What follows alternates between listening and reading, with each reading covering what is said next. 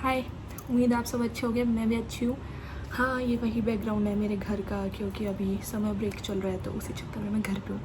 तो आज मैं किस लिए आई हूँ, देखो मेरे पास माइक है लेकिन माइक में मेरी आवाज़ अच्छी नहीं आती, बहुत बच्चों जैसी आवाज़ आती है। तो मैंने सोचा अभी के लिए माइक स्किप करते हैं, मतलब अच्छी क्वालिटी वाला माइक। अभी मतलब टाइम लगता है यार, इतनी जल्दी सारा सामान नहीं आता, इसीलिए।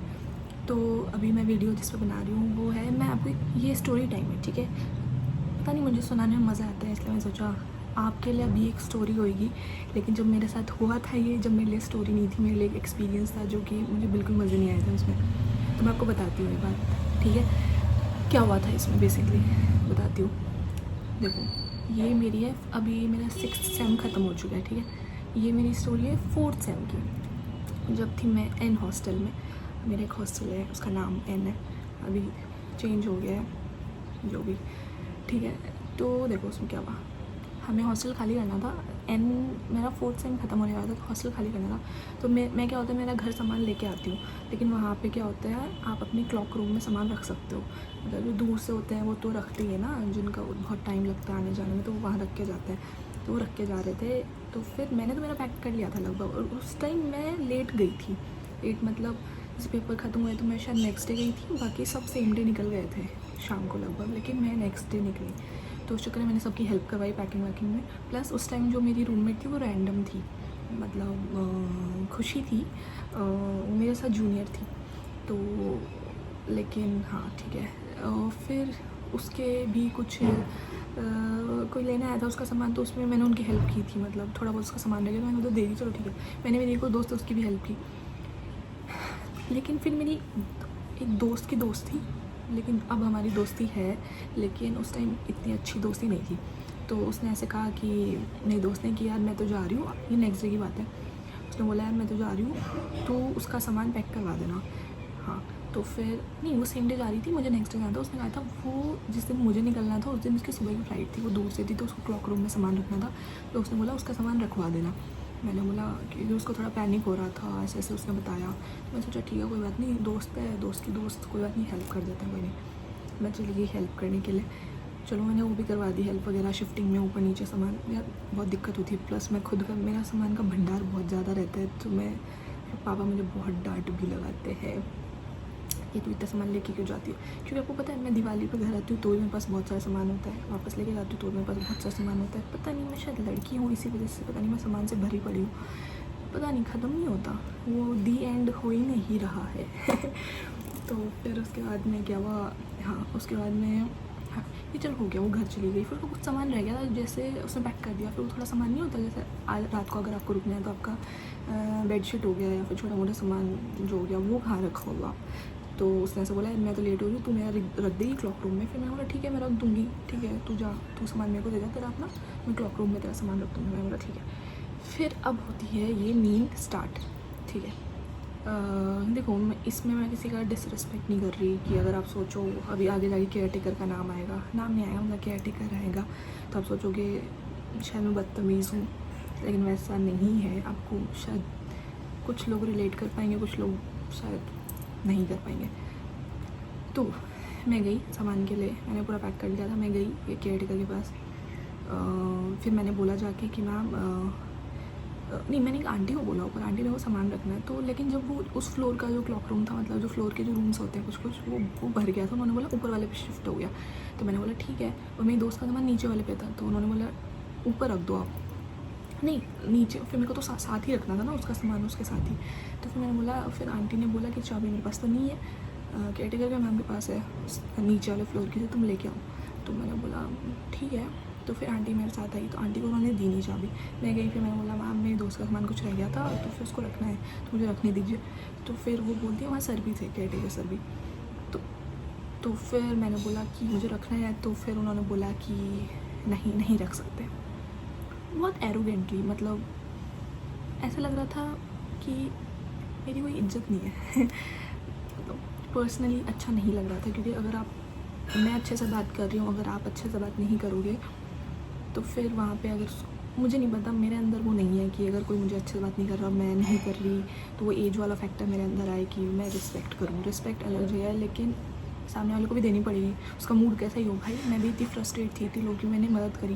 मैं ऐसे नहीं बोल रही मैं बहुत वो हूँ हेल्प करने वाली, ब्ला ब्ला ब्ला ब्ला, ऐसा कुछ नहीं है। लेकिन ठीक है, दोस्तों के लिए बनता है तो कर दिया। लेकिन मैं भी परेशान थी ना, मैं भी शिफ्टिंग करी, क्योंकि पेपर ख़त्म होता है उसके जस्ट अगले दिन हमें निकलना होता है। तो हम इतने दिन 1 महीने पेपरों में फंसे रहते हैं, उसके बाद पैकिंग करके फिर निकलो, तो दिमाग तो हमारा भी ख़राब ही रहता है। वो वहाँ बैठे बैठे AC में बैठे बैठे उनका दिमाग ख़राब हो रहा है, और यहाँ हमारा वाओ। कुछ नहीं, कोई बात नहीं, छोड़ो, इसके बाद मैं बताती हूँ। तो फिर मैंने बोला कि मैम रखने, फिर बोलते नहीं वो नहीं रख सकती। पहले क्यों नहीं रख के गई, क्या उसने मुझे इन्फॉर्म किया पहले कि तुम्हारी दोस्त आएगी कोई वगैरह वगैरह सामान रखने के लिए। मैंने बोला मैम वो भूल गई होगी, मैं उससे कॉल पे बात करवा देती हूँ, फिर आप रखने दीजिए। तो फिर वो बोलती है कि मतलब मैम बोलते हैं कि नहीं ऐसा नहीं होता, कॉल पे कैसे मान लूँ वगैरह वगैरह। फिर मैंने बोला ठीक है, तो आप एक काम करिए, आप मेरा सामान कंसीडर करके रख दीजिए, मैं मेरा सामान रख देती हूँ। क्यों, मैं स्टूडेंट हूँ ना, मैं क्यों नहीं रख सकती हूँ, ऑब्वियसली रख सकती हूँ। तो फिर वो बोलते नहीं। मैंने बोला क्यों, अगर आपको लगता है ये उसका, बोलते नहीं उसका सामान है। मैंने बोला तो क्या हो गया, मैं भी तो रख सकती हूँ, क्या हो गया, मेरे दोस्त का ही सामान है। मैंने बोला मेरा सामान और रख दूँगी थोड़ा सा साथ में। फिर बोलते नहीं, वो अड़ गए। पता नहीं उनको मेरे चेहरे पे क्या दिख रहा था, मुझे नहीं पता, लेकिन मुझे उनके चेहरे पे एक नफ़रत दिख रही थी। नफ़रत नहीं बोलूँगी, नफ़रत बहुत बड़ा वर्ड है। ऐसा लग रहा था वो बहुत ज़्यादा चिड़ी हुई है। तो वो बाइक की आवाज़ है, वो ऐसा लग रहा था बहुत ज़्यादा चिड़ी भी है। मुझे नहीं पता वो मुझसे क्यों चिड़ी हुई थी, मुझे समझ नहीं आ रहा था। लेकिन मैंने सोचा कोई बात नहीं, इनका तो दिमाग ख़राब अभी हो रखा है, मेरा भी कर रही है। फिर मेरे को क्या होता है, जब मुझे गुस्सा और थोड़ा बुरा लगता है ना, क्योंकि मुझे बुरा लग रहा था अंदर अंदर। शिट, सॉरी, इसको मुझे काटना पड़ेगा। मुझे ऐसा लग रहा था कि मैंने एक तो हेल्प करी, ऊपर से फिर मुझे ही सुनने को मिल रहा है। तो वो चीज़ मुझे बिल्कुल नहीं अच्छी लग रही थी कि हाँ, मुझे ऐसा लग रहा था कि मैंने हेल्प की, ऊपर से मुझे सुनने को मिल रहा है। तो वो चीज़ मुझे बिल्कुल नहीं अच्छी लग रही थी कि, क्योंकि ऐसा कभी हुआ नहीं था कि मैंने किसी की हेल्प करी और फिर मैं ही गालियाँ सुन रही हूँ टीचर्स की वहाँ खड़ी खड़ी। तो फिर वो सर बोलने लग गए, वहाँ सर जो बैठे थे, केयरटेकर सर भी थे, वो बोलते हैं रो क्यों रही हो, एक्टिंग क्यों कर रहे हो। वाह, एक्टिंग, अगर कोई रोता है तो उसे एक्टिंग का नाम लिया जाता है, ये सच्चाई है। मैं ट्विटर भी यूज़ करती हूँ, तो मैंने देखा है अगर कोई ऐसे कोई रोने वोने का अगर कुछ आ जाता है, खासकर रियलिटी शोज़ में, तो सब उसको एक टैग दे देते हैं कि बहुत रोती है। भाई तुम वैसे इंसान नहीं हो, तुम अलग हो।